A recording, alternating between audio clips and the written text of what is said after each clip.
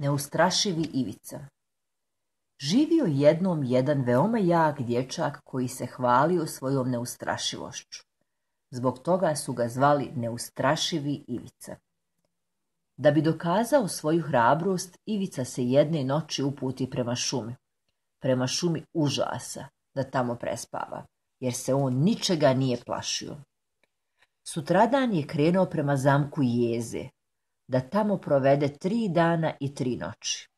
Znao je da onaj ko to uspije dobija kraljevu kćerku za ženu. Prve noći pojavilo se puno duhova, ali ih je neustrašivi Ivica sve otjerao.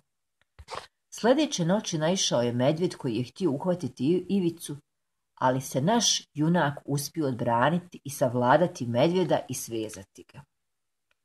Treće večeri suočio se sa bijesnim zmajem, ali je zahvaljujući svojoj snazi i pameti natjerao čudovište u bijeg. Zmaj je toliko otrčao po zamku da se na kraju onesvijestio i pao. Kralj, kad je saznao za Ivicinu hrabrost, pošto je taj neustrašivi mladić uistinu savladao sve prepreke, kralj ga nagradi i dade mu svoju kćerku za ženu. Tako se neustrašivi Ivica oženio prelijepom princezom.